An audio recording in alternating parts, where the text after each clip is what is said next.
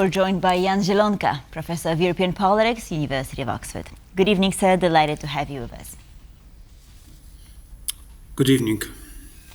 So let me start by asking you fairly straightforwardly. Ursula von der Leyen, Roberta Metsola, Antonio Costa, are these the names, or can we expect some surprises? Oh, we can certainly expect surprises, but these are the leading candidates, so I wouldn't dismiss those names easily. But I think Costa is the least controversial, but von der Leyen probably is the most controversial. But she comes from the largest party in European Parliament, so if she gets unanimous support of her own party and enough support in some other parties, she will be elected. But let's not forget, last time, actually in the last moment, she secured support of Poland's President Morawiecki, and this is how she was elected. And this time she counts on support of Prime Minister of Italy, Meloni. The very alliance between Meloni and von der Leyen is let's put it mildly, questionable. Professor, let me just follow up on what you said, because I'm quite curious. Antonio Costa, I mean, the least controversial, but he's still embroiled in a corruption scandal back home. How is he not a controversial figure? Well, those corruption scandals actually of politicians who left the office in most of the countries are the order of the day today. We have this experience in Poland, for instance.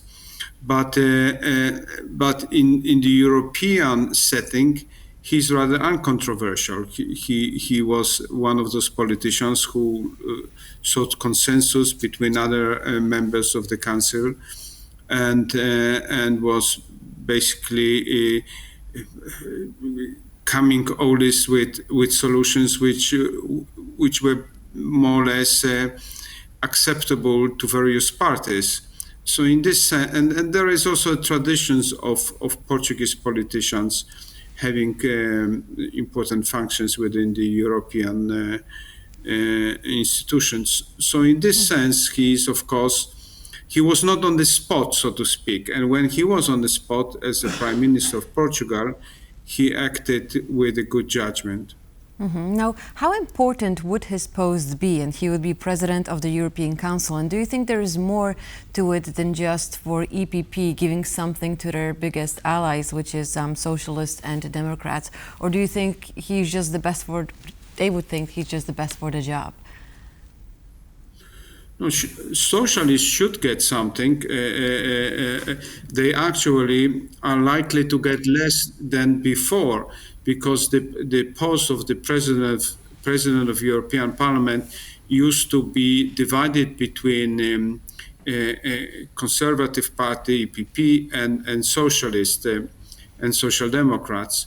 And last time this post went to the EPP only. So and probably the EPP will not promise that after the candidate will lead parliament for the first 2.5 years,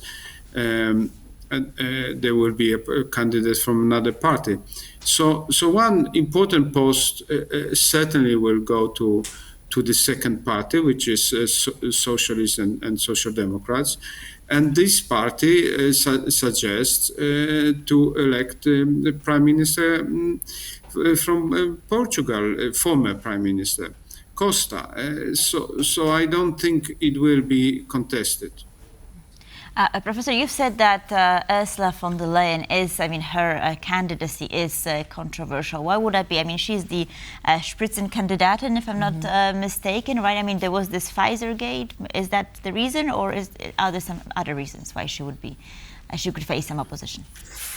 No, look, if you have been in the office for some time, you've done things which are always contested by this or the other group. Uh, for instance, I believe that the criticism of her handling the vaccinations during COVID is unjustified, but the truth remains that she conducted these negotiations with Big Pharma with little transparency, as she admitted on WhatsApp, and negotiations were deleted. We are talking about a lot of money, and the timing was, of course, at the time crucial.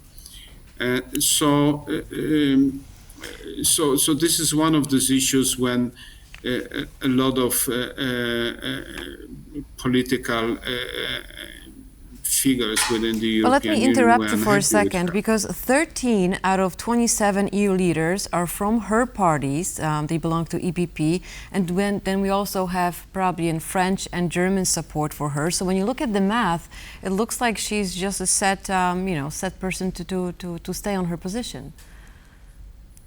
No, this was the EPP was also the largest party last time, and she had to reach to Prime Minister Morawiecki's support and peace. Although it was clear that there is a problem of the rule of law in Poland under the previous government, and that the relations will be somehow contentious.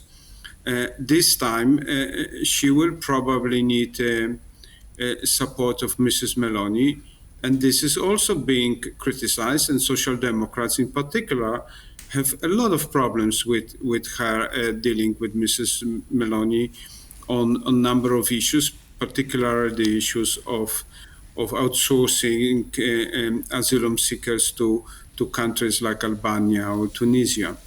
So